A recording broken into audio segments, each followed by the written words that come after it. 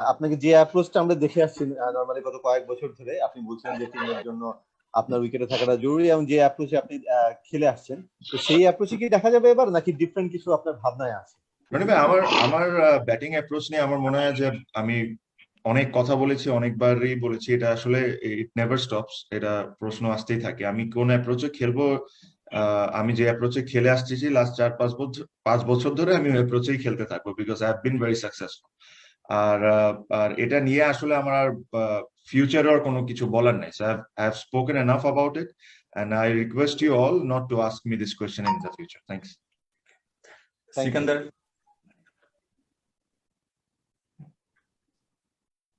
Sikandar, question please.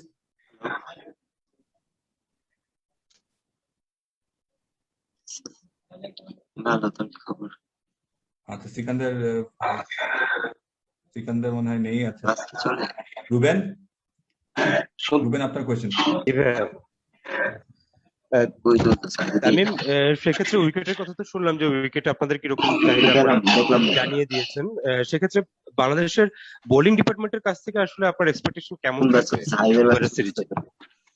মানে অনেকজন কথা বলছে, তো আসলে আমি আপনাদের কারো কোয়েশ্চেন ক্লিয়ারলি শুনতে পাচ্ছি না, তো যারা আছেন একটু কষ্ট করে যদি মিউট করে নিতেন তাহলে আমার কথাটা বলতে একটু সহজ হইতো। ব্রিফিংটা শেষ করে ফেলতেছি।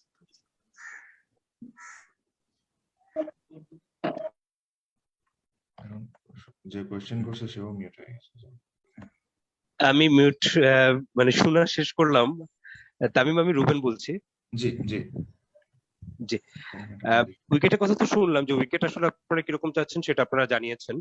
বাংলাদেশের আপনার যে বোলিং ডিপার্টমেন্ট, আপনার যে বোলাররা আছে তাদের কাছ থেকে এবারে সিরিজে আপনার এক্সপেকটেশনটা কিরকম থাকবে আসলে? দেখেন, এক্সপেকটেশন তো সবসময় হাই থাকতে হবে, because I want them to do well. কারণ bowling is a very important part. আমার কাছে মনে হয় যে ম্যাচ জিততে হলে you have to bowl well, কারণ অনেক সময় দেখা যায় আপনি খুব ভালো ব্যাটিং করেও যদি আপনি ভালো বোলিং না করতে পারেন, you are not going to win games. কিছু কিছু ক্ষেত্রে দেখবেন যে আমরা খুব ভালো ব্যাটিং করি নাই, বাট আমরা খুবই ভালো বোলিং করেছি, ওই ক্ষেত্রে কিন্তু আপনারা ম্যাচ জিতে যেতে পারেন। So bowling is very very important for us. Luckily আমরা দুইটা বলার যে লাস্ট সিরিজে ছিল না, সরি সাকিব লাস্ট সিরিজে ছিল না, Mustafiz has come back, so so এটা এই দিক থেকে অবশ্যই আমাদের একটা plus point. Taskin has been bowling exceptionally well. Miraz is ranked number 5 in the world in ODI. So তো আমি অবশ্যই আশা করছি যে we will put up a very good show. আর আসলে এই সিরিজটা আমাদের জন্য কত ইম্পর্টেন্ট আমার বলার অতটুকু দরকার নেই, আমরা সবাই জানি যে এই সিরিজটা আমাদের জন্য it's very very important, specially when we are playing at home. So just not only bowling, batting, fielding, সবকিছুতে আমাদেরকে অনেক স্টেপ আপ করতে হবে। Sikandar, question please.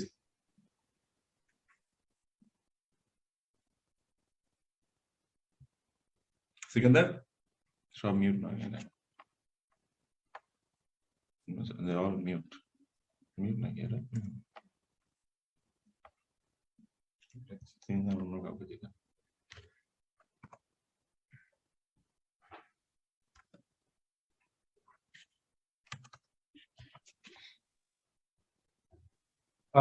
ভাই আমি এক প্রশ্ন করতে পারি? জি সাইফ হাসান বলছিলাম। জি ক্যাপ্টেন, আমার প্রশ্ন ছিল সাকিব আল হাসানের ব্যাটিং পজিশনে আমরা সর্বশেষ হোম সিরিজে দেখেছি যে শান্তকে 3-এ খেলানো হয়েছে, তারপর নিউজিল্যান্ডে আমরা দেখেছি সৌম্য চেষ্টা করেছেন। তো এই সিরিজে সাকিব ফিরছেন এবং ওনার ব্যাটিং পজিশন নিয়ে ক্যাপ্টেনের Shakib will bat at 3. He will bat at 3. Parvez, আপনার কোয়েশ্চেন।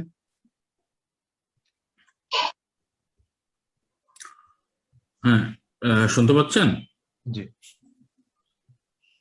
তামিম, আপনি যে এইমাত্র যেটা বললেন যে সাকিব 3 নম্বরে ব্যাক করছে আর কি, যেটা হচ্ছে যে ওয়ার্ল্ড কাপে এই পজিশনে আসলে দুর্দান্ত পারফর্ম করেছিলেন তিনি, মানে আবার সেই জায়গাটা আপনারা তাকে ফিরিয়ে দিচ্ছেন, মানে এই জায়গাটায় আসলে পার্টিকুলারলি তার কাছে মানে আপনাদের এক্সপেকটেশনটা নিশ্চয়ই সেরকম হাই থাকবে নাকি?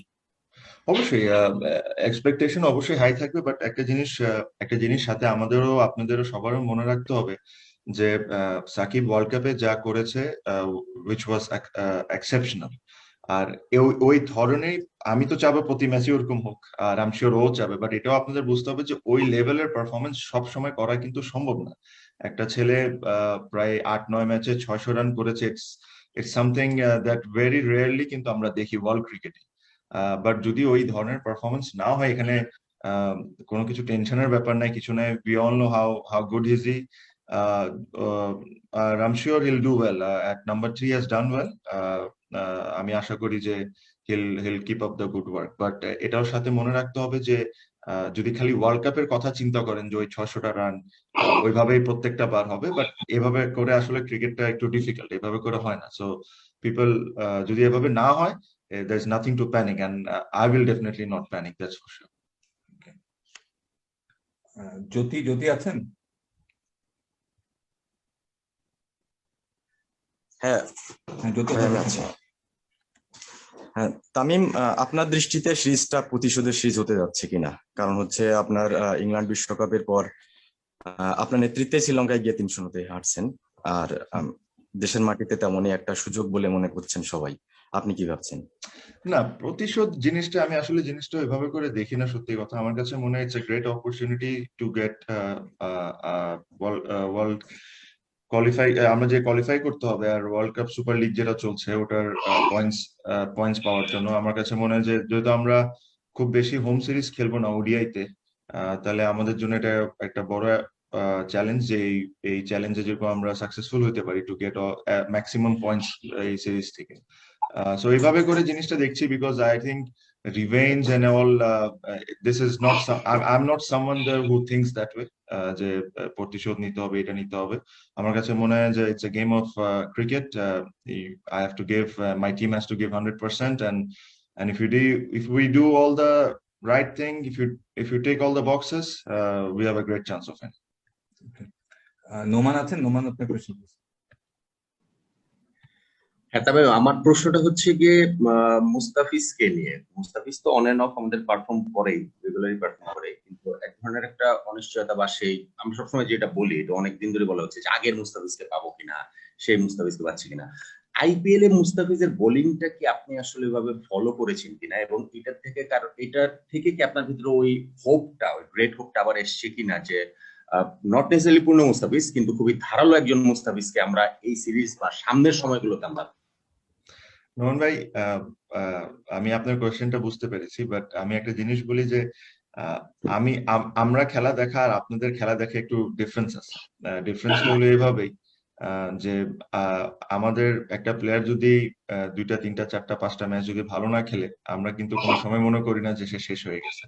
অথবা একটা ম্যাচ যদি সে অসম্ভব ভালো খেলে বা 2-3টা ম্যাচ খুব অসম্ভব ভালো খেলে, আমি এটাও মনে করি না যে তারা ওয়ার্ল্ডের বেস্ট হয়ে গেছে 2-3টা ম্যাচের মধ্যে। সো আমার কাছে সবসময় মনে হইতো যে Mustafiz is a great weapon for us. আপনার কথাটার সাথে আমি একমত যে যে ধরনের বোলিং সে করেছে আইপিএল এ, ইট ওয়াজ প্লিজিং টু সি। আমরা সবাই চাই যে ওই লেভেলের বোলিং ও সবসময় করুক, বাট এটার সাথে সাথে কিছু কিছু জিনিসও বুঝতে হবে নোমান ভাই, যেটা হলো যে ও উইকেট থেকেও অ্যাসিস্ট্যান্স পেয়েছিল। No doubt he bowled extremely well. So I hope he'll continue to do that for Bangladesh, কারণ এটা যদি হয়, এটা বাংলাদেশ ক্রিকেট চেয়ে বেশি লাভবান কেউ হবে। Right, thank you. মাজার?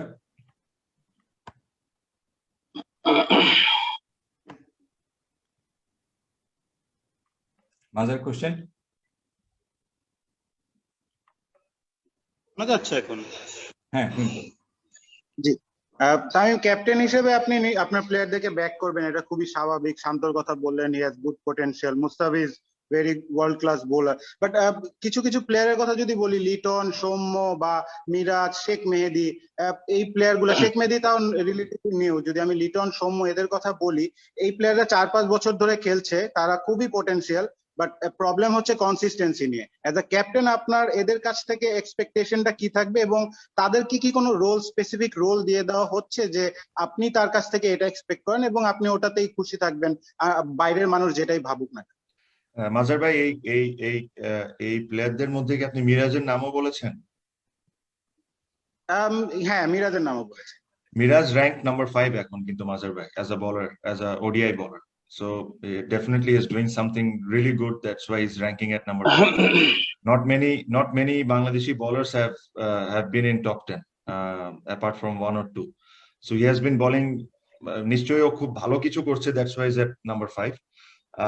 With the other two, Liton and Somo, yes, আমি একটা জিনিস অবশ্যই বলবো যে I hope যে এই সিরিজে they should be the leading performances আর কি, যারা লিড করবে পুরো বাংলাদেশ টিমকে, and I think with those two they have a tremendous amount of potential. It's just they have to deliver big time.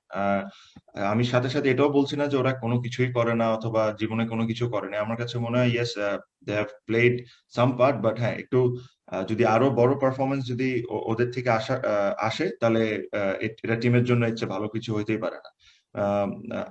আমি সবাই একটা জিনিস জানি যে how good Liton Das is or how good Soumya Sarkar is, but হ্যাঁ যদি ওরকম ধরনের একটা বড় পারফরমেন্স ওদের থেকে এই সিরিজে আমরা পাই তাহলে the life will become very easy. আমি কনসিস্টেন্সিটা কি আপনার একটা কনসার্নের জায়গা কিনা? হ্যাঁ দেখেন, আমার কাছে মনে হয় যে আমি এই কথাটা বারে বারে বলেছি যে যদি একটা প্লেয়ারের চিন্তাধারায় যদি কোনো ঘাটতি থাকে অথবা এরকম কোনো কিছু থাকে তাহলে অনেক কিছু বলাটা অথবা তাকে বোঝানোটা সহজ, বাট যখন আমি দেখি অ্যাজ আ ক্যাপ্টেন বা as a teammate, I think ওরা ওই জিনিসটা ফিল করে যে তাদেরকে আরো কনসিস্টেন্ট হইতে হবে, আরো বড় রান করতে হবে।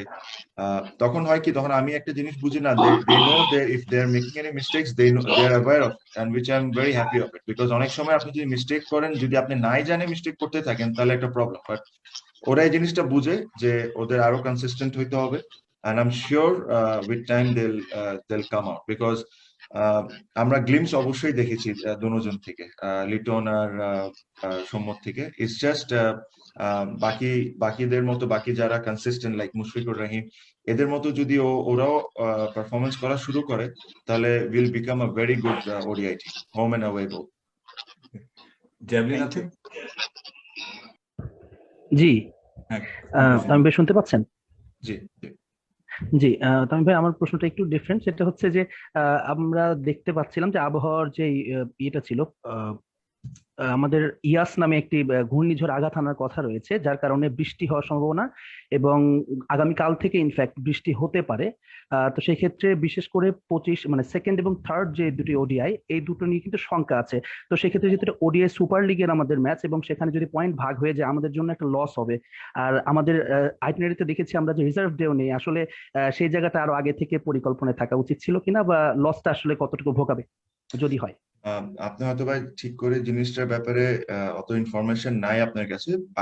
সুপার লিগে রিজার্ভ ডে রাখার কোনো নিয়ম নাই যতটুকু আমি জানি, যতটুকু আমাকে বলা হয়েছে টিম ম্যানেজমেন্ট থেকে। আমিও প্রশ্নটা করেছিলাম, বিভিন্ন আরো অনেকেই প্রশ্ন করেছিল যে রিজার্ভ ডে কেন নাই, বাট যতটুকু ইনফরমেশন আমার কাছে আছে যে আইসিসি সুপার লিগে আপনি রিজার্ভ ডে রাখার কোনো নিয়ম নাই, সো এই কারণেই রিজার্ভ ডে রাখা হয় নাই। আর যেটা আপনি বললেন যে বৃষ্টি, দেখেন এই জিনিসগুলা আমাদের হাতে নাই এখন। আমি এই জিনিসটা প্ল্যান করে আসলে খেলাটা আমার জন্য একটু ডিফিকাল্ট হবে, কারণ যদি কোনো কারণে আমি ওই বৃষ্টির চিন্তা করে কোনো ডিসিশন নিই টসে বা আমার প্লেইং 11-এ, আর যদি বৃষ্টি না হয় তখন একটা প্রবলেম। সো আমি এটাই আশা করে আমার যেতে হবে যে I am going to play the full game and then we'll see what the situation is, but যদি খেলার আগে থেকেই বুঝতে পারি যে না আজকে বৃষ্টি হবেই হবে আকাশ থেকে, তাহলে হয়তো বা একটু ডিসিশন নিতে ইজিয়ার হয়। বাট আমি ওরকম না যে চিন্তা করেই যাবো যে আজকে বৃষ্টি হইতে পারে দেখে আমরা এরকম করবো, তো এটা করলে সবকিছু একটু পাজল হয়ে যাবে, which I don't want. Okay, last question Sajid আছেন? জি, ভাই আমার প্রশ্ন ছিল, মুস্তাফিজ বলেছিলেন যে প্রস্তুতির কিছুটা ঘাটতি থাকছে, এটা হয়তো তার ব্যক্তিগত প্রস্তুতি। একটু প্রশ্নটা আবার করেন, আমি বুঝি নাই, একটু প্রশ্নটা আবার। জি, মুস্তাফিজ বলেছিলেন যে প্রস্তুতি সিরিজের আগে কিছুটা প্রস্তুতির ঘাটতি থাকছে, হয়তো উনি এটা ওনার ব্যক্তিগত দৃষ্টিকোণ থেকে বলেছিলেন, কিন্তু অ্যাজ এ টিম এই যে আপনারা প্র্যাকটিস শুরু করলেন, দেন ছুটিটা আবার এসেছে, ওভারঅল এই সিরিজের আগে আপনাদের প্রস্তুতিতে আপনি কতটা স্যাটিসফাইড? এবং সেকেন্ড কোশ্চেন হচ্ছে যে যেহেতু শ্রীলঙ্কা টিমটা একটু আমাদের টিমের চেয়ে কিছুটা হলেও আনএক্সপেরিয়েন্স, এলিমেন্ট অফ সারপ্রাইজের একটা ব্যাপার সেই বিষয়টা আপনাদের মাথায় মানে কতটুকু কনসিডার করছে? প্রিপারেশনের কথাটা বলি, প্র্যাকটিস প্র্যাকটিস প্র্যাকটিস করতে থাকলে যে সবকিছুর একটা সমাধান তা না। আপনি কিন্তু একটা জিনিস আপনারা সবাই আপনি সাংবাদিক, আপনি খেলা দেখেন, আপনি জানেন যে আমরা লাস্ট 5-6 মাস ধরে আমাদের কি অবস্থা। আমরা ধরেন 2-3-5-6 দিনের বেশি আমরা কোনো জায়গায় ছুটি পাই না, আমরা কন্টিনিউয়াসলি ক্রিকেটের উপর আছি। আমরা নিউজিল্যান্ডে গেলাম, তারপর নিউজিল্যান্ডে তার আগে ওয়েস্ট ইন্ডিজ সিরিজ খেললাম, এখন এই সিরিজ খেলছি, এই সিরিজের পর আমাদের কি শিডিউল, এগুলা এটা নিয়ে কিন্তু আপনারা সবাই হবে। সো এরকম কোনো সুযোগও নাই যে 15-20 দিনের একটা ক্যাম্প হবে আর এরকম করার, কারণ end of the day we all are human being, আমরা কিন্তু একটা হিউম্যান বডি। এটা আমাদের রেস্টের ব্যাপারটাও is very very important, as যেভাবে প্রিপারেশনটা ইম্পর্টেন্ট। আমার কাছে মনে হয় যে দেখেন, প্রিপারেশন যতটুকু সময়ের মধ্যে যা নেওয়ার দরকার ছিল তা আমরা নিয়েছি। আমরা কালকে একটা ম্যাচও খেলেছি, বাট আপনার সাথে এটাও মনে রাখতে হবে, আপনি সারাদিন যদি একটা প্লেয়ারকে খেলাতে থাকেন, প্রিপারেশন ভালো হইতে পারে কিন্তু এন্ড রেজাল্ট ভালো হবে না, কারণ ওই শরীর তো ফ্রেশ থাকতে হবে, যেটা ইজ ভেরি ইম্পর্টেন্ট। ক্রিকেটে সবসময় একটা জিনিস বলে যে হ্যাঁ, physically is important but it's also a mental game. আপনি যদি সারাটা দিন একটা জিনিস করাতে থাকেন একটা মানুষকে দিয়ে, ওই মেন্টাল অবস্থা তার ভালো থাকবে না। So you have to take care of both things. আমাদের দুটোটা জিনিস ব্যালেন্স করতে হবে, ব্যালেন্স করে আগাইতে হবে। সো আমরা এখন কন্টিনিউয়াসলি ক্রিকেটের উপর আছি, যে 5-6 দিন আমরা যে gap pi, I think we all deserve to go back to our family to spend time and then we come back to cricket. আমরা যদি 5-6 দিনও যদি ব্রেক না দিই, খেলার উপর থাকি, আমার কাছে মনে হয় যে প্রিপারেশন হয়তো বা ঠিক হবে কিন্তু এন্ড রেজাল্ট এটা হচ্ছে আরো খারাপ। সো এটা হলো আপনার প্রথমের উত্তর। সেকেন্ড যেটা আপনি বললেন রিগার্ডিং ইনএক্সপিরিয়েন্স টিম, দেখেন ইনএক্সপিরিয়েন্স টিম হয়তোবা নাম্বার অফ ম্যাচেস অবশ্যই আপনি বলতে পারেন আমাদের 4 জনের সাথে, but they all are quality cricketers. আপনি যদি ওদের রিসেন্ট সিরিজও দেখেন, যাদের ওরা ইয়াং প্লেয়ার যারা they have performed well, test সিরিজও 1-2 জন ছিল যারা ওয়ানডে তে আছে, ওরাও ওখানেও ভালো খেলেছে, they all are quality cricketers. আমি যেটা আপনাকে বললাম যে ধরেন যদি we have to do well against them, we have to bring our A game. So এটাই আশা করবো যে on 23rd we start well and we finish well.